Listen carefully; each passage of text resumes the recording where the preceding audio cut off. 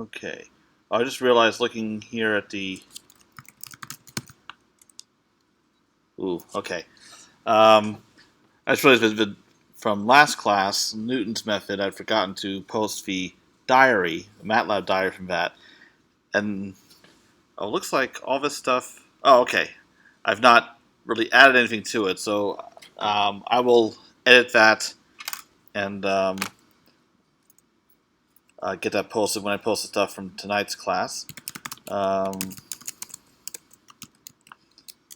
Okay. Now, so the last root finding method that we have is a direct result of one of the drawbacks of Newton's method. So if I go back here to recall the general Newton's method, okay, here we are, that for each iteration, we have to evaluate the function and its derivative. So each iteration is more expensive than for other methods that we've seen.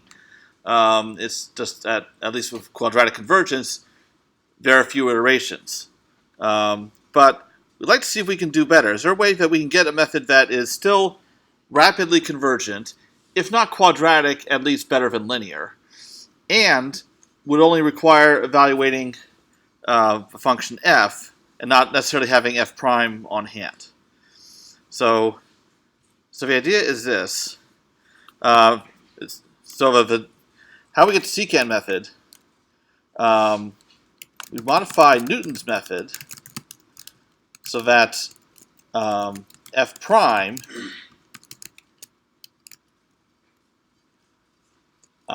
thank you for showing up, is replaced by approximation that can be efficiently evaluated. So if you look at Newton's method,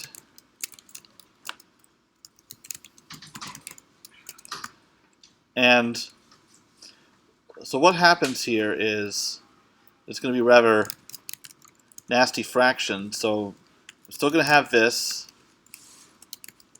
f of xk up top.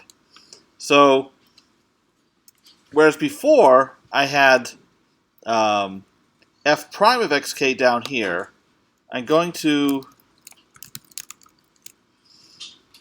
replace that with this approximation. So f of xk again minus f of xk minus 1. Okay, so those two f values up top, and then down below, the difference of x values. Okay. So we just replace the derivative with a difference quotient, because presumably xk and xk minus 1, those are converging to the root f of x, the root x star anyway. So this quantity here, assuming the iteration converges, this will converge to f prime at x star. So as the iteration converges, the closer these two x values are, the more accurate an approximation of a derivative it will be. So as convergence happens, we end up having this new iteration converge to what we would get from Newton's method. Now, having it written this way is, of course, rather cumbersome. So I'm going to rewrite this a little bit. It will turn out to be, yes. Yeah. All right. So what I'll do is I'll have this f of xk. I have that in so many places, I'll just copy and paste. Okay. Times, dang it. Okay. Times xk minus xk minus 1. All right.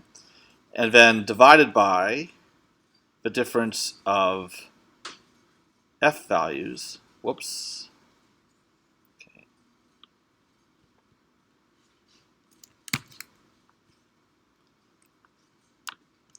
Okay. So this is the iteration, and so this is called the secant method. Now, here's some properties of a secant method. Okay. Oops. What went wrong here? Oh, okay, because I don't have an item. Stop that. Okay. First, each new iterate is the x-intercept of the secant line that passes through these points, x k minus 1, f of x k minus 1, and xk f of xk.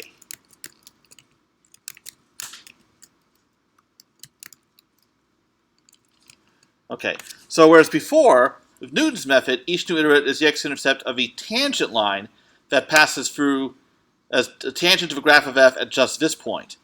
So, as I mentioned, the x values are getting closer together, so the secant line is something that is close, at least, to a tangent line. Okay. Now, next property, because each iterate, x k plus 1, depends on the previous two iterates, which are xk and xk minus 1, the secant method requires two initial guesses.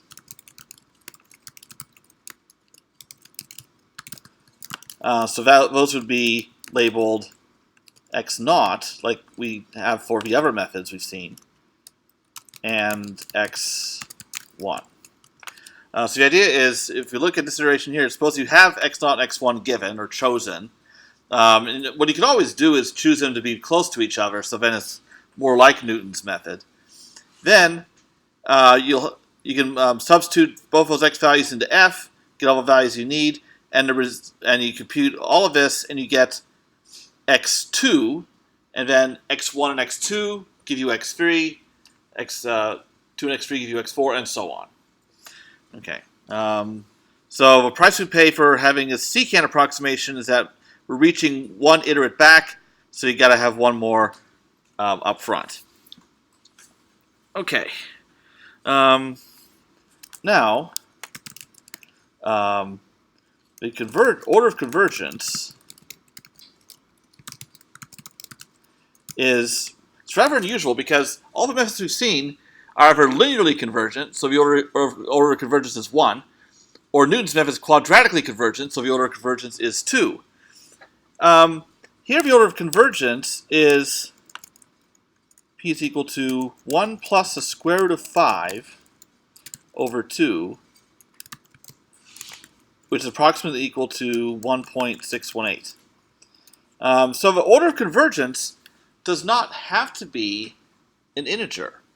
In this case, it could be an irrational number. So we can say that convergence is superlinear because it's between 1 and 2. Now, can anyone tell me what this number is called?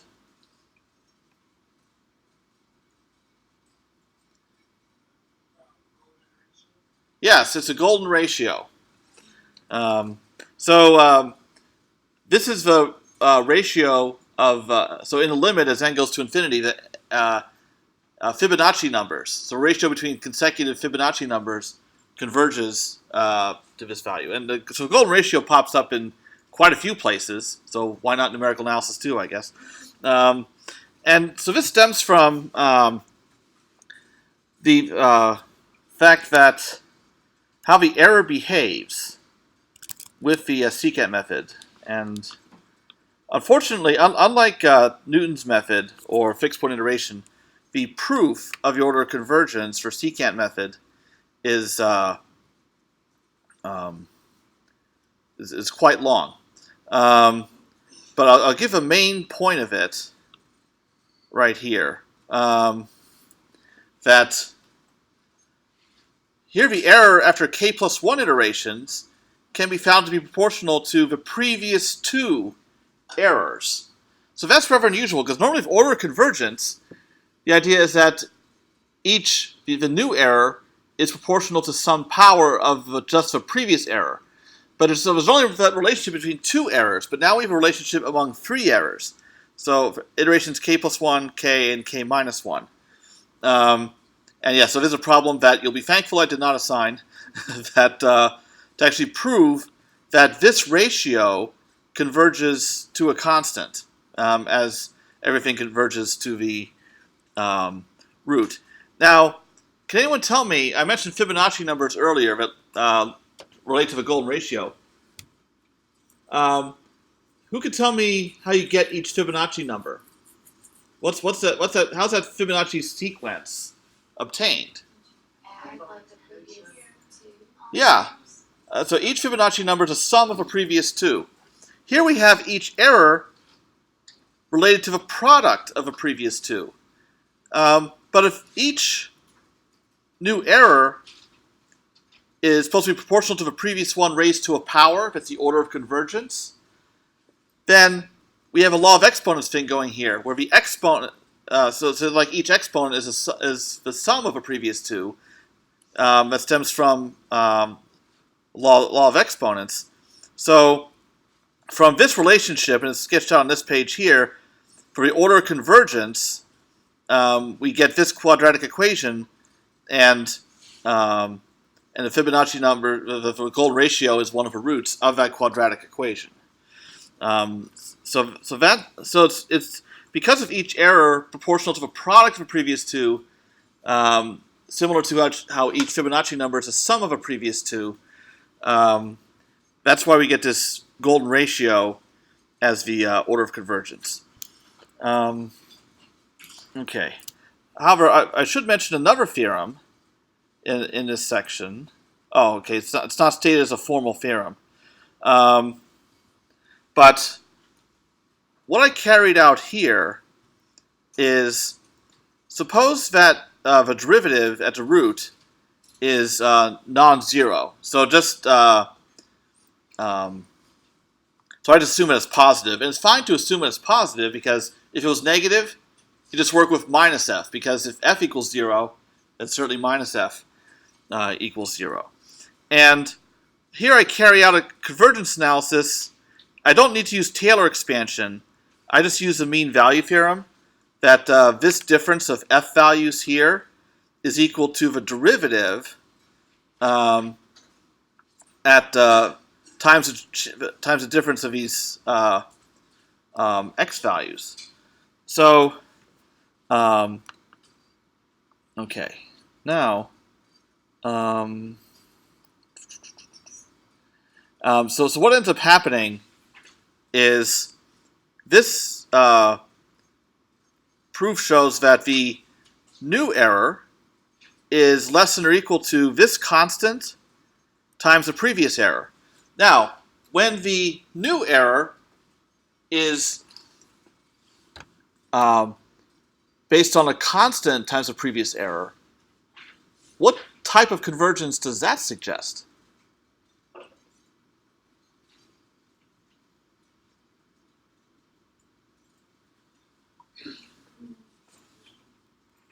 What? All right, so new error related to the previous error times some scaling factor. As I mentioned with quadratic convergence, what I showed last time was the new error is basically a constant times the old error squared. Yeah, this is indicative of linear convergence. Now, on the one hand, it seems to contradict what I just said about the order of convergence being superlinear.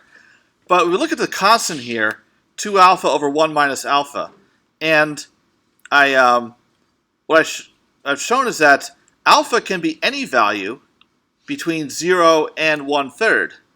And this result will hold. So, and the thing is, if alpha is equal to 1/3, then I have 2/3 up top and 2/3 down below, so 1. But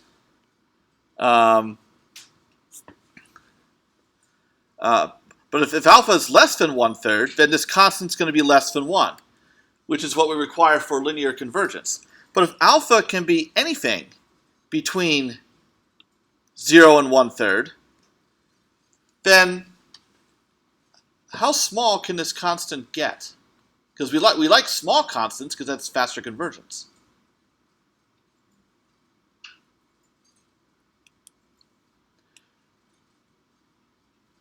So the constant will be less than 1.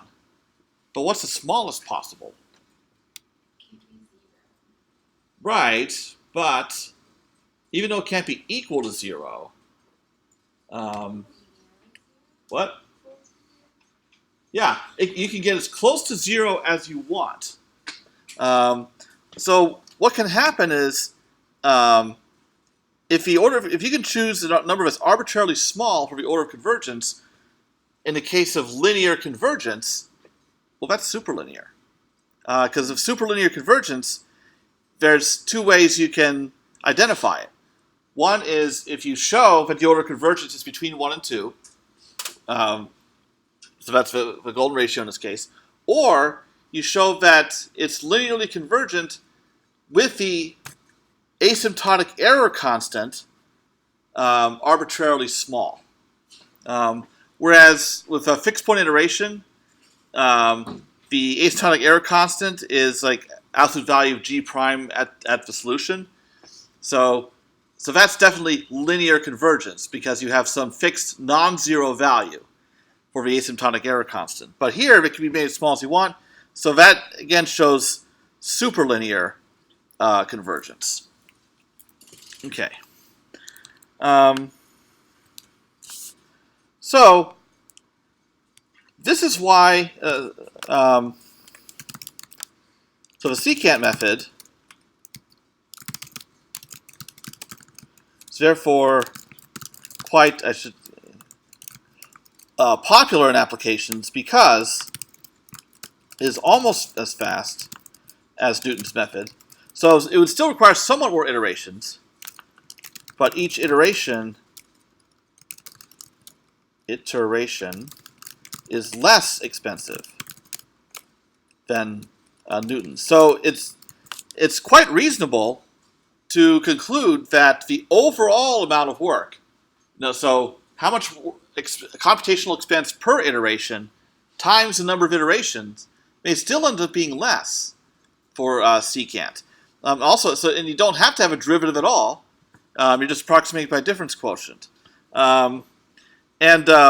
For problems in higher space dimension, like a system of nonlinear equations, the secant method carries over to that quite well. Whereas if you're going to use Newton's method, you certainly can, but then you require every single partial derivative of a function you're trying to find a root of, which is a huge pain to work with. So one could argue that really secant method is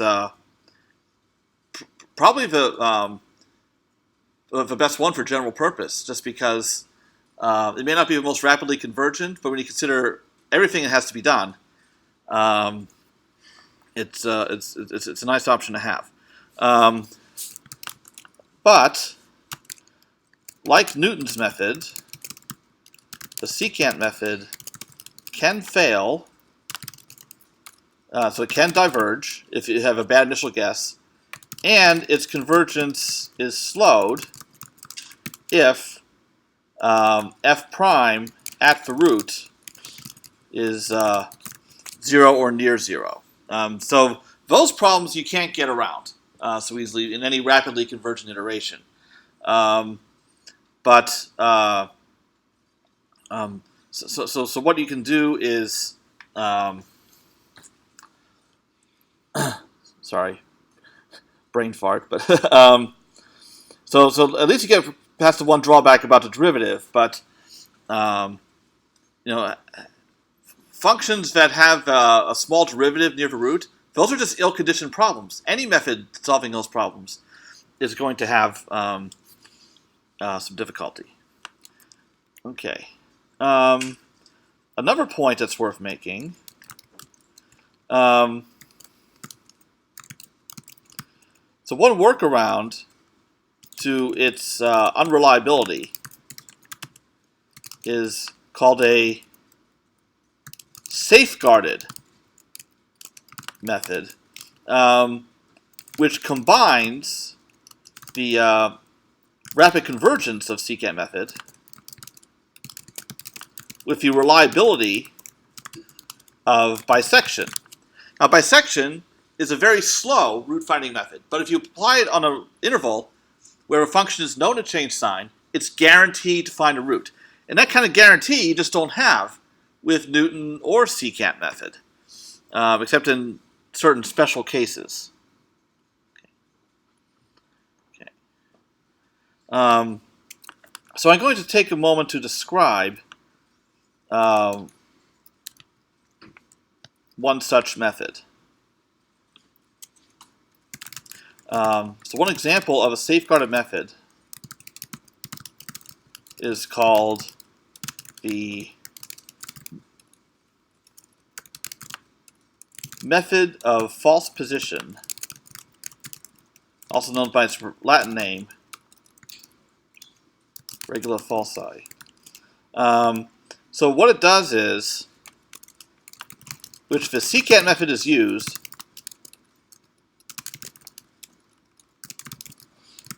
except there's one change. Instead of taking xk plus 1 from the previous two iterates,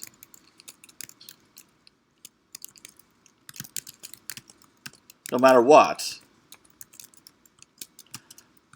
we use the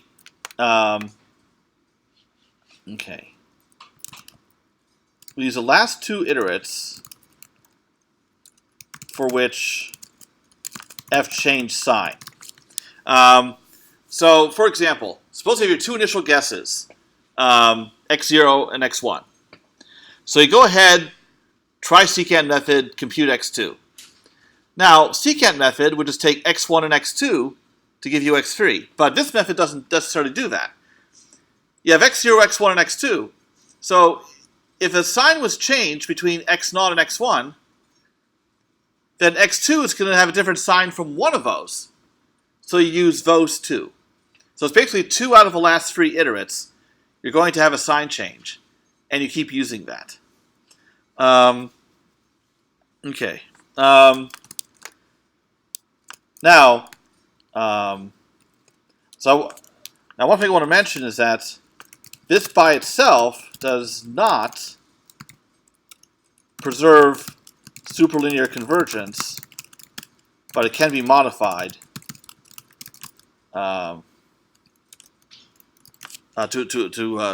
bring that back. So I won't get into the details of all of that right here. But so this is discussed actually in a later section of a chapter. So 10.5, improvements in root finding methods. There's a couple of ideas there that can be used to accelerate convergence or make convergence more reliable. Okay. So, yes, so safeguard methods are what I cover, what I write about in this section. And what's shown, so this is the idea.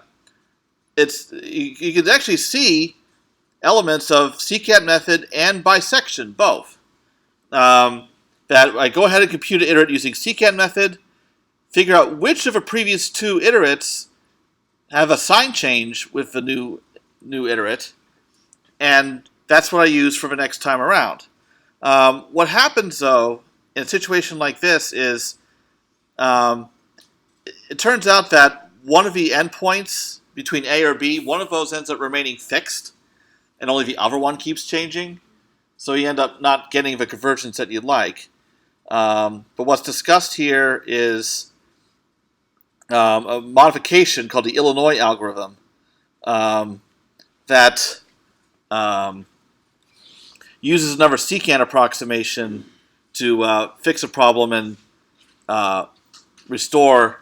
So this is the new algorithm here that changes things just a little bit, and that turns out to be quite effective. It brings back superlinear convergence. All right. Okay. Now, okay. Now, there's one thing I want to mention about another thing about Secant method is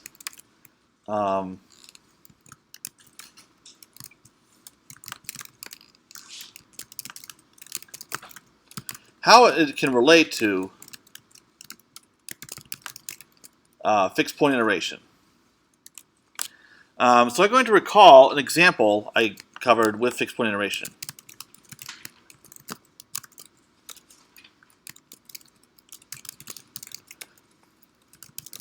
The example, f of x equals, solving x equals cosine x plus 2. So this was an example in which we tried fixed point iteration, and the iterates kept bouncing back and forth on either side of the fixed point. So then I changed the iteration. So this iteration rapidly converged. All right, so if this function, cosine x plus 2, is g of x, do the following. Xk plus 1 is equal to 1/2 x plus g of x. Xk plus g of x k. So why did this work? This worked because, and I'll call this, well, back then I called it h of xk. Okay. Because near the fixed point, x star, g had a slope of nearly -1. Whereas the function f of x equals x, of course, has a slope of 1. So the slope is canceled by that of f of x equals x. So h of x has a slope near 0 at the fixed point. So that's really all that happened. That's why this worked as well as it did. Like, if I have a fixed point iteration and I want to accelerate it by taking the average of a previous two, that isn't going to help in general. It helped in that case just because the iterates kept bouncing back and forth due to that slope of -1, and so just visually, one could tell that the average of successive iterates would be closer to a fixed point. But when this happened, when I came up with this example, this was 4 years ago, I thought about this idea. It's like, well, what if I could generalize this approach to try to, like, whatever slope g of x has near the fixed point, I could try to cancel it out by not putting x here, but the whatever that slope is, have m. Like if the slope here is m, then I could have -m times x to try to cancel it out. So to generalize the idea, to cancel the slope in any case, I could try this. Xk plus 1 is equal to 1/2. Or actually, no, I have to be careful about this. 1 over m plus 1 Okay. So if g of x has a slope of m, then I need to subtract off m. Okay. And then in the denominator, I need 1 minus m. Because what will happen is, suppose the iteration converges. G of xk converges to, so g of x converges to x. So then I have x here, times 1 minus m. So I have to cancel out the 1 minus m below. So here's an iteration. So if the slope at the root is approximately m, then if I once again call this function h of xk, then h prime at the root will be approximately 0. So 4 years ago, after presenting this example, I thought, here's how I could apply this idea in general. And I honestly was naive enough to think that I was onto something, like research-wise. Like, ooh, I'm developing a new method. Because this works so well for this one example. And I tried this out on other examples and saw it also worked well. It's like, okay, now here's the problem. I don't know the fixed point, x star, of course. Therefore, I don't know the slope either. I got to fill in something here. So I thought, okay, if I can get an estimate of a slope that would converge to the correct slope, I'll use that. So since we don't know m, we can use the following. A difference quotient. So g of xk minus g x k minus 1 over, okay, let me make the equation bigger. Okay.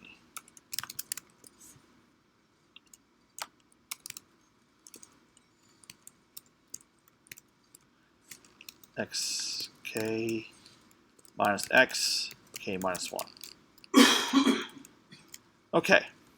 So, okay, I'll try this. Try it in MATLAB for examples. Works well. Rapid convergence. Okay. So it can be proved that this method converges superlinearly. And I did prove it. And so, oh, okay, I got something here. I actually started writing the paper, like to submit for publication. But then it got suspicious because, because not just superlinear, I wanted to know the actual order of convergence. The order of convergence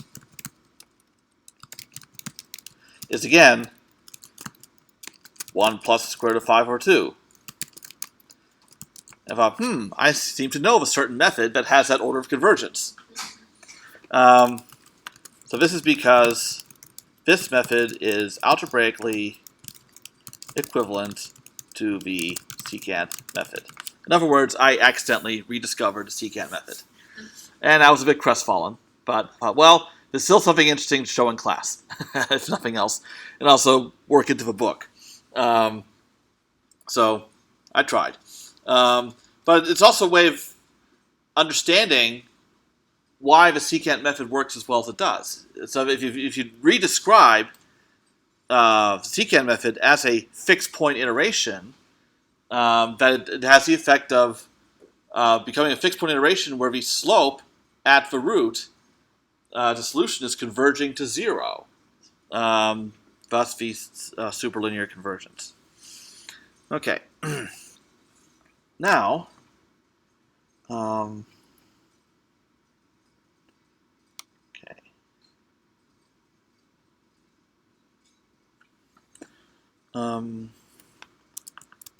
I have here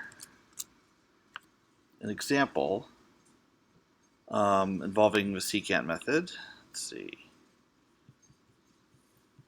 So this is actually a repeat of an example that was done with Newton's method. Okay, that is Newton's method, but okay.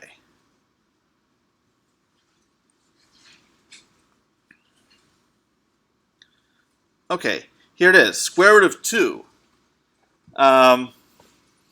So what happens here? So I do the same function, x squared minus 2, initial guess. For my initial guesses, I choose 1 and 1.5. So those are actually the first two iterates. So if I choose initial guess of 1 with Newton's method, 1.5 would be the next iterate. So I go ahead and use those as initial guesses because I know that the square root of 2 is between 1 and 1.5 anyway. And notice the values are a little different, like from Newton's method. For example, the x2 by Newton's method is actually 1.416 repeating, but here it's just 1.4. But then as we go, it is showing rapid convergence. So we have several decimal places correct after 5 iterations. Now, if I compare to Newton's method,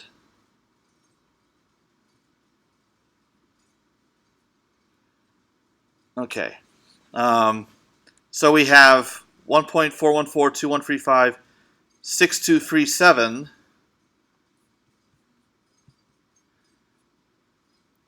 Okay, so it gets out to this point. So the last correct decimal place, so we have 9 decimal places correct compared to what Newton's method produced. So the error is going to 0 rapidly. Like here, I have 5 decimal places correct, whereas here I have 9 decimal places correct. So remember, with quadratic convergence, the number of correct decimal places roughly doubles from one iteration to the next. Here, it's not quite a ratio of 2, but still a lot better than linear convergence. And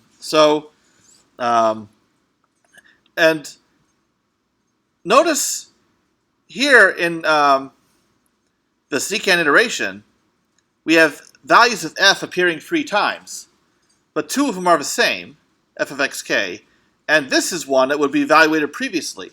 So there's only one new function evaluation per iteration. So you could say that this is about half the work that a Newton's iteration requires. But the number of iterations that we perform is probably not going to be double that of Newton's method. It'll be probably somewhat less than that. And even then, with 5 iterations, or really 4, still very high accuracy. So really, if I'm dealing with an application where I need a root-finding method, I honestly would consider secant to be most likely the best choice. I may combine it with some ideas of bisection to try to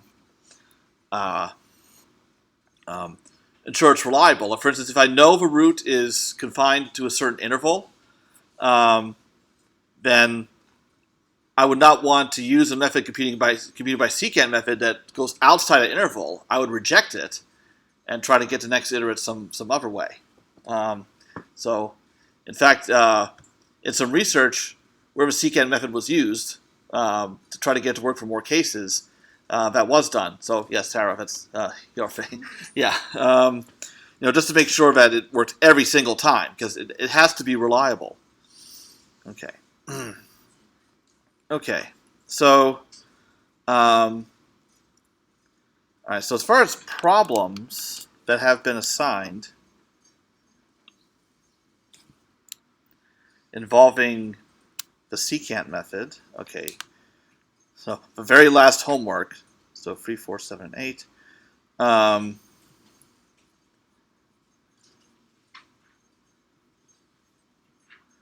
Okay, the first one is this one. This is a MATLAB problem, just implementing this algorithm. Now, one thing I want to point out about this algorithm, So notice only one evaluation of f per iteration.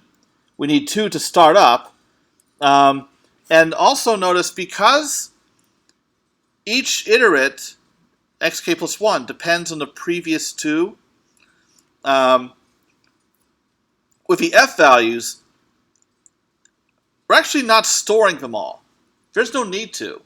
You only need 2 each iteration. So what happens is I go ahead and use these 2, like f of xk and f of xk minus 1 is f0, and then I update these. So this was for xk minus 1, but xk in this iteration becomes xk minus 1 in the next iteration. Why? Because k is increasing. K equals k plus 1, which I should have explicitly put in. Well, okay, there's an implied incrementing here. And then f1, which corresponds to f of xk, but that's going to be f of xk plus 1 in the next iteration, so I need to evaluate f right here.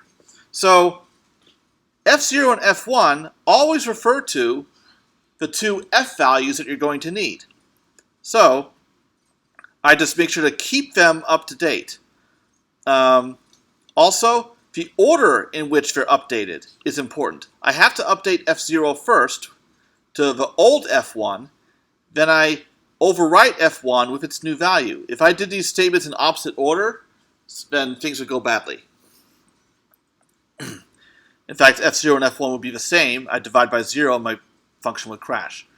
So order of statements is very important. Okay. Now, so the thing I want to point out for doing this problem, implementing this algorithm for 10.4.7, and I'll make a note of that in here.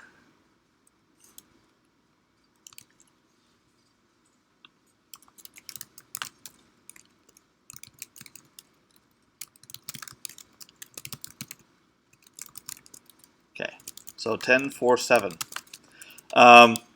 No need to store all x values, all of your iterates. Only need previous 2, just like with f values in the algorithm. So I want to point out the contrast in the algorithm for how the f values are handled versus all the x values. F values, I only keep 2 of them around at a time. Having this, xk plus 1 and xk, the way it's indexed like that, that implies storage of all of them. But again, that's not necessary. So you really only need to keep around the previous 2 x values also. So when you go to write your code for this, what I would suggest is maintain the previous 2 x values in the exact same way that you maintain the previous 2 f values. So you have a model for how to do it here with f, do the same for x. So you have like your current x, your previous x, and then you generate the new x from those 2. All right. So what I would suggest is don't immediately overwrite one of the previous 2 x's with a new one, because here I'm using xk and xk minus 1 to generate xk plus 1. I need this value and this one for the next iteration to generate xk plus 2, and so on. Okay. And then the other problem from Secant Method for this assignment. Oh. Well, I guess I gave that one away. But if you're not sure what I mean, then you just watch this video. Okay, not going to say anything more about that. Okay. Well, there's a little more information you need to gather, but not much. Okay. And actually, I think there's there's a similar question about Newton's method. Okay, Newton's method, I assigned problems 3 and 4 from this section. Okay, yeah, so the same questions are asked about both Newton and secant for certain examples. And then problem 3, okay, implementing the Newton's method algorithm. Okay. That's given here, where it's assumed that your function is given function handles for f and its derivative. So when you're testing this, so you should make up a function f, and then go ahead and take its derivative like in your head, and implement a second function handle fp for that. Notice also, as far as convergence goes, this argument, tall, is the absolute error tolerance. So you're looking at the absolute value of like xk plus 1 minus xk, so 2 consecutive iterates. When that difference is sufficiently small, then that's when the iteration will stop. Okay. Are there any homework questions? Yes. For these, do we need to check for divergence or stationary points? Okay. While the problem statement does not require it, what I would suggest is, like in whatever loop you have, impose a maximum number of iterations, because that's just a practical thing to do anyway.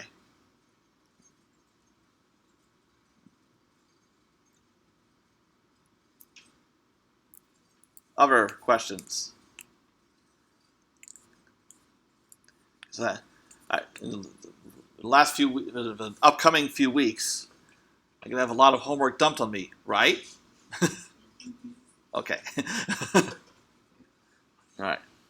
I know there's still a few assignments outstanding as far as grading is concerned, but we do have a so-called Thanksgiving break coming up, which will give me ample opportunity to deal with that.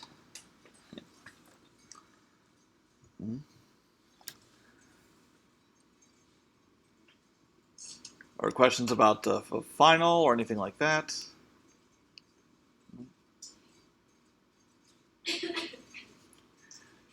said with the concept tracks, just pretty much where the last one was on. Yeah, that's right. So, actually, want to check something here. Okay. Okay, so the previous one, I dealt with chapter 2 and the first part. Okay. Oh. Oh,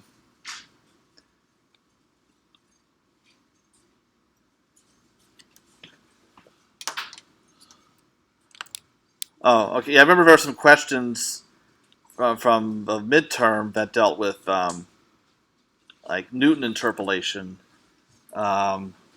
So it had to be items after that. I'll say that most of the questions will stem from chapters 9 and 10. I may ask a question, probably at most, on this section, which is one that covers Hermite interpolation. Yeah, so I'll just, to make it easy, homework 6 through 10, those concept checks everyone wants to look at. So if a section falls through cracks because of that, so be it. Concept checks from 6 to 10? Yes, so these. For grad students, will the extra problem on the final, will it also be from the practice test? Yes. Okay. Yeah, so I will not go. Yeah, so both those are my bounds. Okay, so we'll go rogue. Yeah. But, Okay.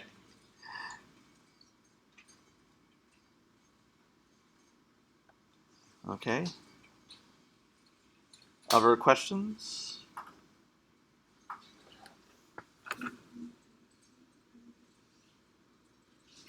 Or from down there?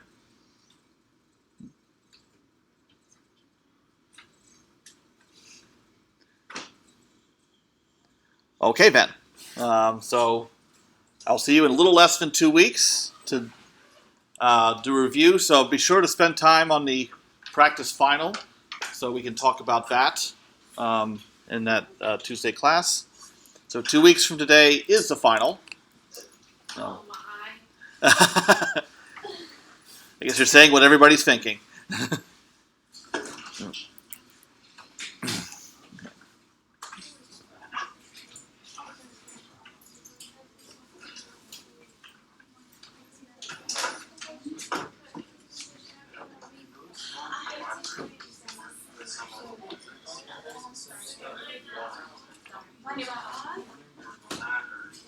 Yeah, he said he was something to the video. Oh. What time is it? He's so sure. Yeah. What? I'm not doing number one. Are you giving us extra points for attendance? Unfortunately, I've not been keeping track. You know the regular ones. I've been present every time. I mean, you know the regular ones. You have not. You know the regular ones, don't you? But I have to be sure. You are sure.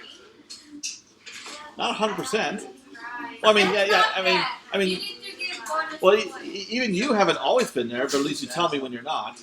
Yeah, so see, Do Jeez. we get bonus points during finals? What?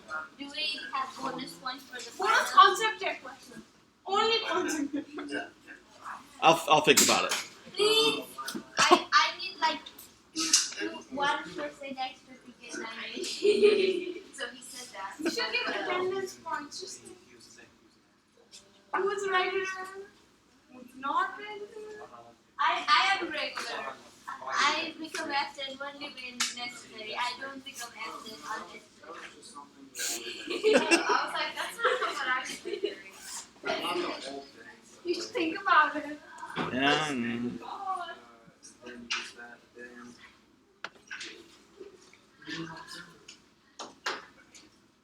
have to check, like, before you do everything. Not necessarily that I've seen it check, saying that Yeah, but so I did the whole problem. I like did it in Excel and I did it wrong, and I called him like during his office hours today, and he was explaining it to me, and I did it really wrong. I was like, oh. So you have to like do different categories.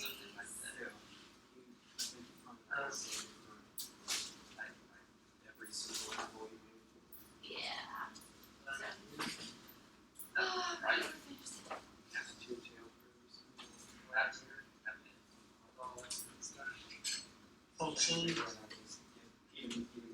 What do you think it'll happen?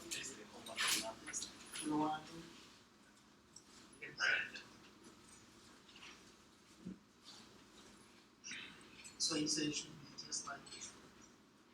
Sorry, do it that way. Except you use A and B. And A.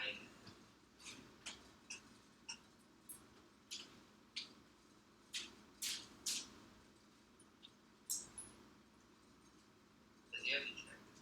Sir, that's what it is. It's not.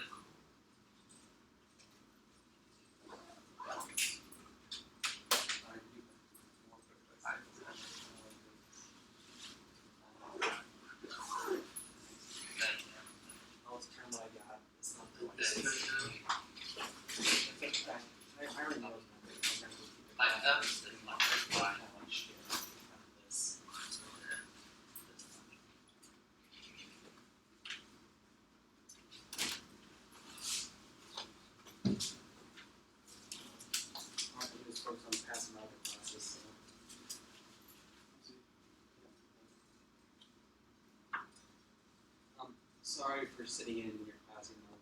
Oh, that's fine. Are you dealing with probability stuff?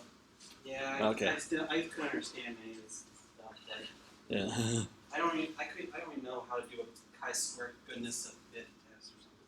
Oh, yeah. It's all Greek. I know I'm gonna have to repeat the class, but I just didn't want to turn in nothing, you know. Oh yeah, definitely. Don't worry about it. I'll go to the library. Thanks for letting me stay in your class. I know some teachers would just kick me. Oh yeah, that's not a problem. Yeah, but thanks better. You too.